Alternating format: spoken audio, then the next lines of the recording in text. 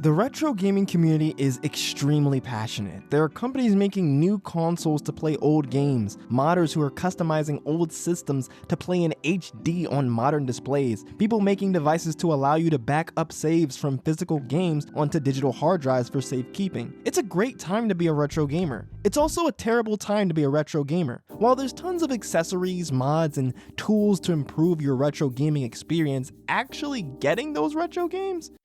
Now that's another issue. Eventually, games that are being released physically are going to go out of print, meaning the companies that own them aren't going to produce any new copies to go on the market. So you're going to have to pay whatever price sellers at game conventions or on sites like eBay want to sell them for. And these guys have been known to be a little greedy. But hypothetically speaking, let's say you are willing to pay these absurd prices that some of these guys are selling these retro games for. There's another problem. Physical media is dying. Cartridge batteries are dying, discs are rotting, consoles are aging. Digital is the future.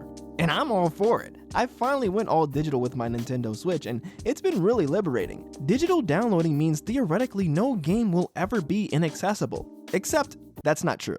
Despite the fact that thanks to digital releases, games are as accessible as ever, many companies have not bothered to release many of their old games. Many iconic titles are locked behind decade-old hardware. And then you have the situations where the games have been digitally re-released, but thanks to services shutting down, those games are not going to be available anymore. So let's just take a look at some games that are really difficult to play right now. I've made quite a few videos about Sonic and Sega, so I figured this was the best place to start. Sega has a reputation for being good about keeping their classic game library accessible with the mini Sega Genesis collections, and they basically re-release Sonic 1 every other year. However, Sega hasn't really done too much to preserve Sonic's history after the Genesis. Sonic Heroes, Shadow the Hedgehog, 06, the Rival series, several of the racing games, the Storybook series, all completely MIA. Now, none of these games are considered to be peak Sonic games, but they still do have their fans. Plus, performance and bug fixes would be amazing for these games. Thanks to backwards compatibility, you can play Sonic Unleashed for the Xbox 360 on the Xbox Series X, and the game runs fantastic on it. Considering these games weren't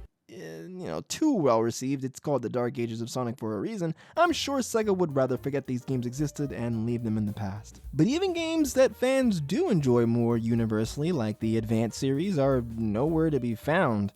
The games did get a release on the Japanese Wii U Virtual Console, and apparently the first game was also on the Blackberry, so yeah, systems no one owned. There's also the Rush series, which has never gotten a digital release. Now, I can understand these a little more than the Advance series, as the Rush games made use of the DS's dual screens. Sonic travels through both of them, so re-releasing these would be a little weird to do with a single screen. They probably have to do some sort of vertical screen thing that would be just really weird. It would have worked well on the Wii U, funnily enough, because it did have two screens thanks to the gamepad. We did get the adventure games on Steam, but these ports are based on their GameCube updated versions. Now, these versions of the games do have some graphical changes which can ruin the atmosphere and shading. To most people, I think you probably won't care, honestly, especially considering these versions have a lot of new improvements, but to purists, it definitely is an issue. Now that we've got Sega out of the way, let's move on to Rockstar. At the end of 2021, we got the Grand Theft Auto The Trilogy The Definitive Edition, containing GTA 3, Vice City, and San Andreas. Now, all of these games were already on Steam, Xbox, and PlayStation, but Rockstar removed them, meaning you'll have to get the games on PC through Rockstar's launcher, else you're stuck with the Definitive Edition. Now, that wouldn't be a problem, except the new collection is... Hey, get yourself a beer or something. Okay, it has been patched to make it better recently, but it still isn't the same as the original experiences. Now, technically there are some ways you can play them, like you can buy a Steam key code off of someone, since you can still download delisted games if you have the game in your library already, or if you have a key, or you can download the mobile versions if you're a monster. The reason I'm annoyed isn't that the games are unavailable, because there are some ways, it's that Rockstar purposefully made the best versions less accessible to make people buy their terrible ones. Sega did the same thing with Sonic Origins, removing all of the individual games that were included in the collection from online services like Steam. I get it. You want to promote your new updated collection. But if your collection is a good product, then I feel like you shouldn't have to remove the old versions, because people will want to play the new versions with updated features. Removing all the old individual versions, it's just a bad look. Square Enix has actually done a pretty good job with the Final Fantasy series, as all of the mainline games are easily available through their re-releases and remasters, which are available on Steam, and soon most of the games will also be on console. Now, personally, I do think they're a little expensive, and I do feel like there should be an all-in-one collection by now, especially considering most of these games are well over 2, if not 3 decades old at this point. Kingdom Hearts has an all-in-one collection that has HD versions of every game in the series, except it doesn't. The most annoying thing about this collection is that it doesn't include the DS games Coded and 358 Days Over 2. It's ironic because these games would have benefited from remasters the most. Instead, we just got cutscenes that detail the events of each game's story, which even if you don't care for these games, you gotta admit, is pretty lame. Dragon Quest is a bit weird. All of the mainline games are available on modern hardware, although some of them are only on mobile. Dragon Quest may not be as popular overseas as it is in Japan, but it's still an important part of gaming history, helping to create the JRPG genre that we know today.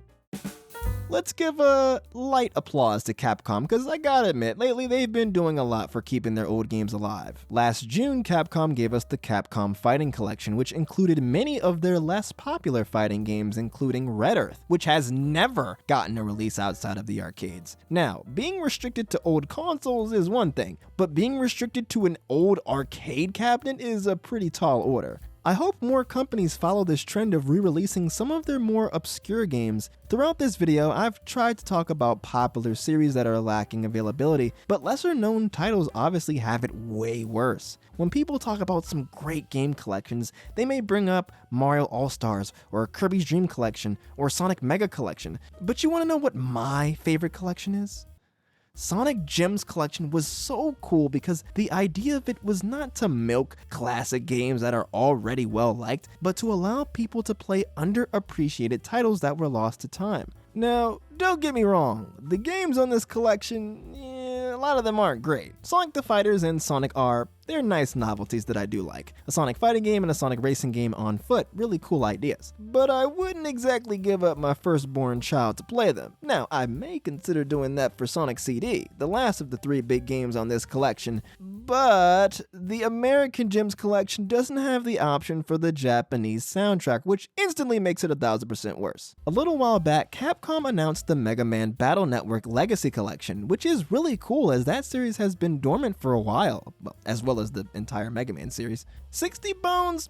A little high. It seems reasonable at first glance since you're getting 10 games, but really, you're getting 6 games with 4 of them being split in 2. The Classic series and the X series already got legacy collections, plus the 0/ZX series got a collection too, despite the fact that it came out after the Battle Network series had already started. Unfortunately, the Mega Man Battle Network series doesn't get the respect it deserves from a lot of the older Mega Man fans because of its drastic departure from the old school formula, so I'm glad the series is going to get another lease on life thanks to its new collection. While its unique gameplay style definitely did put off a lot of older fans, I think another reason why the Battle Network series isn't as appreciated is because it came out on a handheld console. Handheld games, I've noticed, are not nearly as appreciated or respected as home console games. Earlier I mentioned the handheld Sonic series in the 2000s, but even in the classic era, the Game Gear titles are very overlooked. You've also got the Mario Land series, which, despite being super popular when it was still coming out, is largely forgotten in this day and age. Handheld Zelda games are kind of just off to the side. And while yes, obviously these games aren't as big budget as home console releases, many of these games are good. The only franchise I know off the top of my head where the handheld games are held in far higher regard than the home console entries is the Pokemon series. But to wrap this segment up, shout out to Capcom for giving us the Battle Network Legacy Collection. They've done a pretty good job at keeping many of their old franchises accessible. Except Beautiful Joe. Man, oh man, Konami.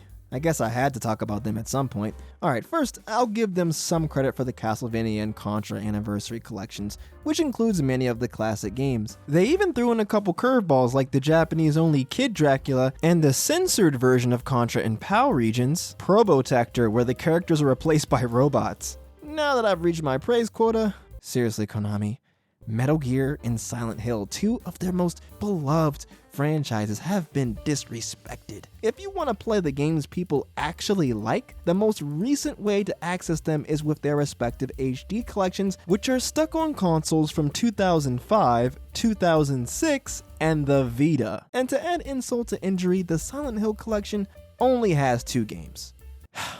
Okay, so while making this video, Konami actually announced quite a few Silent Hill projects, one of them being a remake of Silent Hill 2. That's good to see, but get on that Metal Gear. Of course, you knew it. We had to save the best for last. Now, there are a ton of games I can talk about that are locked behind old hardware. Nintendo has a long history of not re-releasing their games. They are allergic to accessibility. They actively avoid it. But I'm gonna hold my tongue. Instead, I'm gonna focus on what I think is the biggest example of their awful game preservation: the GameCube. The GameCube, not one of Nintendo's most popular consoles when it came out. In fact, it's one of their least successful. However, many of its games have become fan favorites, and people are dying to play them. Plenty of fans would pay good money to play Paper Mario: The Thousand Year Door again. It's considered by many to be the best RPG in the franchise, if not one of the best RPGs ever. Mario games are really fun and cute, but the Paper Mario series really fleshed out the Mario universe and made it feel alive. Speaking of Mario, what about Sunshine? Despite being a mainline 3D Super Mario game, since it came out 20 years ago, it has been re-released once. Just once. And that one time was on the Mario 3D All-Stars collection that Nintendo decided to purposefully only produce for a limited time. Why? Then there's Mario Kart Double Dash, easily the most unique and one of the most beloved entries in the series, and it's stuck on the GameCube, never having gotten a digital release. You know what else doesn't have a digital release? Mario Party 4, F-Zero GX, Pokemon Coliseum, Pokemon XD Gale of Darkness, Fire Emblem Path of Radiance, Kirby Air Ride, Star Fox Assault, Star Fox Adventures, Animal Crossing, Wario World, Custom Robo, Eternal Darkness, and of course, Nintendo has seen how much people want to play their old games with the success of the various mini consoles, compilations, and of course the Virtual Console. The Virtual Console, specifically the one on the Wii, was so great as it had a ton of great classic games for a variety of old consoles. What made the Wii Virtual Console so awesome was that during its heyday, you could officially play games from every Nintendo home console on it. It played Wii games, of course, but you also had backwards compatibility with GameCube games. Plus, the Virtual Console allowed you to play NES, SNES, and N64 games. And I can't forget to mention that the Virtual Console had games from non-Nintendo companies too, like the Sega Genesis and the TurboGrafx-16. Plus, arcade games too. Man, the Wii was so awesome. Personally, I have an attachment to the service as it allowed me to play a ton of awesome retro games that I was far too young to have experienced when they first came out. I grew up playing Mario Galaxy, but I also got to grow up with Mario 3, Mega Man 2, Harvest Moon, Super Street Fighter 2, Ocarina of Time, so many games that would have been before my time. I grew up with Sonic Heroes and Sonic Unleashed, but thanks to the Sonic Mega Collection, I got to grow up with the classic Genesis games as well. I grew up with Pokemon Ruby, Sapphire, and Emerald, but thanks to the Game Boy Advance's backwards compatibility, I got to grow up with Gen 1 and Gen 2 Pokemon as well. And that's what makes game preservation so important. It keeps the spirit of the classics alive and allows new generations to appreciate them. So game companies, please re-release your games. For a reasonable price, of course.